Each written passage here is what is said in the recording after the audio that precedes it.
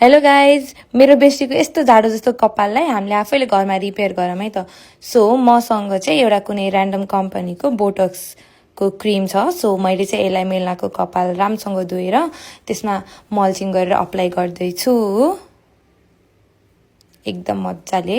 त्यो क्रिम चाहिँ पुरै हजुरको स्कार्फदेखि चाहिँ 1 सेन्टिमिटर अगाडिबाट लेन्थसम्म राम्रोसँग एप्लाई गर्नुपर्छ। सो म पनि मजाले एप्लाई गर्दैछु। कस्तो तर पार्लरमै काम गर्नलाई यस्तो भाइब्स आइरहेको मलाई फेरि यो यस्तो काम गर्दाखेरि।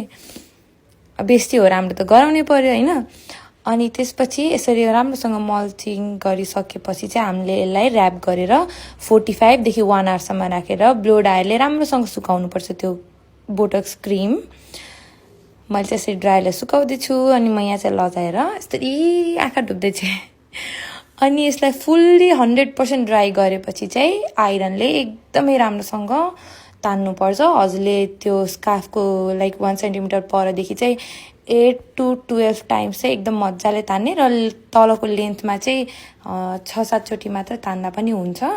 अनि त्यसपछि चाहिँ त्यो लगाएको बोटक्स क्रिमलाई राम्रोसँग पखालेर हामीले त्यसमा चाहिँ म्याक्स युज गर्नुपर्छ। अनि यो चाहिँ हाम्रो घरको जुगाडु स्याम्पू चेयर हो है, हामीसँग स्याम्पू चेयर थिएन। सो मैले चाहिँ यस्तो आइडिया लगाएको। And then after was result चाहिँ यस्तो राम्रो थियो, स्ट्रेटमै बसिरहेको थियो। तर मेरो बेस्टीलाई चाहिँ एकदम स्ट्रेट हेयर मन पर्दैन भनेर वास गर्ने बित्तिकै उसले बन बनाइदियो। सो बन बनाएको 1 घन्टापछि उसको कपाल चाहिँ यस्तो राम्रोवाला भयो, वेभी टाइप।